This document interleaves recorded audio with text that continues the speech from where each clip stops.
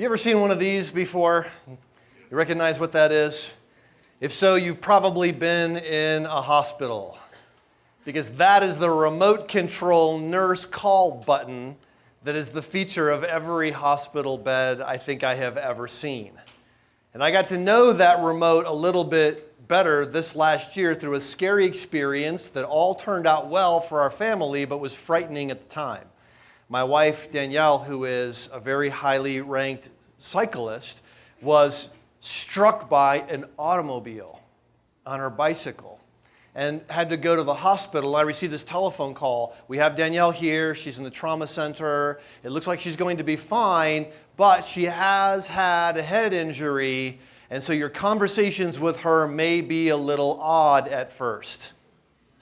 So I got to the hospital, and Danielle said, "I'm so glad you're here. What happened?" I said, "Well, you were in a cycling crash." "Well, where am I?" "You're at Penrose St. Francis Hospital." "Well, did I do anything wrong?" "No, it was the motorist's fault." "Okay. I'm so glad you're here. What happened?" This was 15 seconds later. "What happened?" "You were in a cycling crash." "Well, where am I?" "You're at Penrose St. Francis Hospital."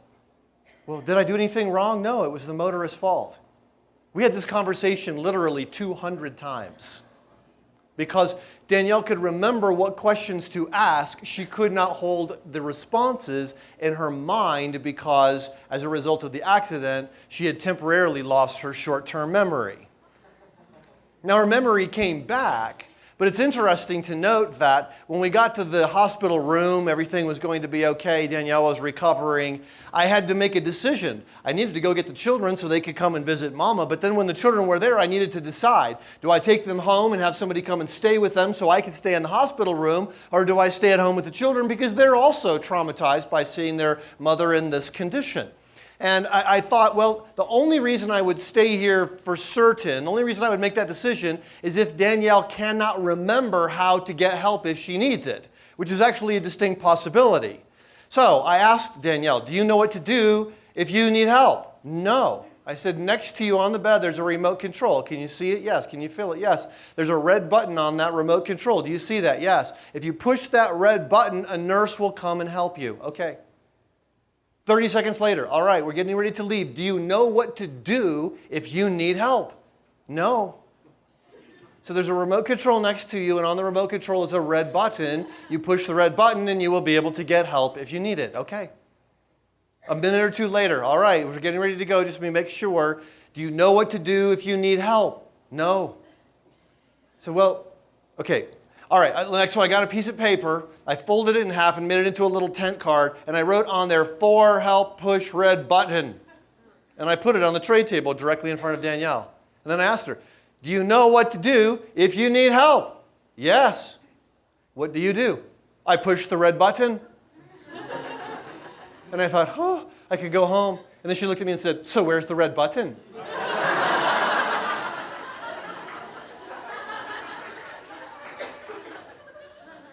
So I wrote on the bottom of the note, "On remote." And then I wrote another little card that said, "You were in a cycling accident. You're at Penrose St. Francis Hospital. It was not your fault. Jeff loves you and we'll see you in the morning." You see, after her memory came back, we could laugh about that, but at the time it was scary because the part of Danielle's brain that she would use to remember things was the very part that was injured. Unfortunately, for a lot of Christians, that's a pretty good analogy as to how they understand their Christian faith. They just don't grasp the things that they can't understand because their brain essentially has been damaged by the culture in which they live. And unfortunately, our brains are damaged in such a way that we don't realize they are damaged. We have no memory of what is really true, and we don't remember that we don't remember what is actually true.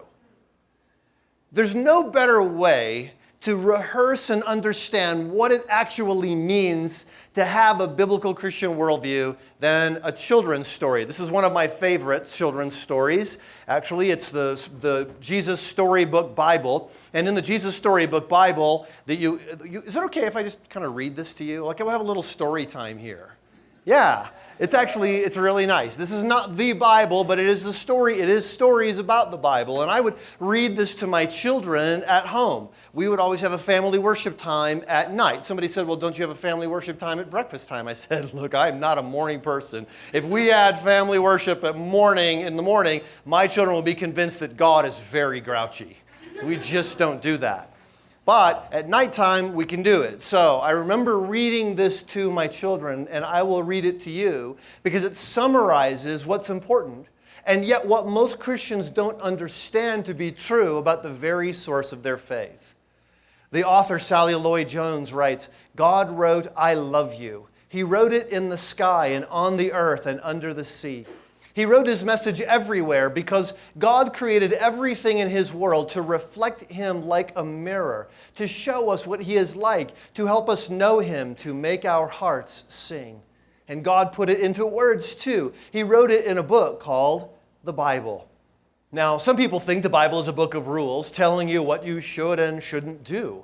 The Bible certainly does have some rules in it. They show you how life works best. But the Bible isn't mainly about you and what you should be doing. That would be worth underlining in your notes. That's really an important idea. It's not about you and what you should be doing. It's about God and what he has done. Other people think of the Bible as a book of heroes, showing you people you should copy. The Bible does have some heroes in it, but as you'll soon find out, most of the people in the Bible aren't heroes at all. They make some big mistakes, sometimes on purpose. They get afraid and run away. At times, they are downright mean. No, the Bible isn't a book of rules or a book of heroes. The Bible is most of all a story. It's an adventure story about a young hero who comes from a far country to win back his lost treasure. It's a love story about a brave prince who leaves his palace, his throne, everything to rescue the one he loves. It's like the most wonderful of fairy tales that has come true in real life. You see, the best thing about this story is it's true. There are lots of stories in the Bible, but all the stories are telling one big story. The story of how God loves his children and comes to rescue them. It takes the whole Bible to tell this story, and at the center of the story there is a baby. Every story in the Bible whispers his name. He is like the missing piece in a puzzle, the piece that makes all the other pieces fit together, and suddenly you can see a beautiful picture. I can't think of a better way to describe the story of the Bible. That it's not a book about us and how we should live our lives so that we can be better people, as much as it is a story about what God has done, who he is, and what he has done, from which we can draw lessons about how to live our lives. But the Bible is not just a love letter. The Bible is not just a book of like Aesop's fables, but with a religious twist. The Bible is so much more than that.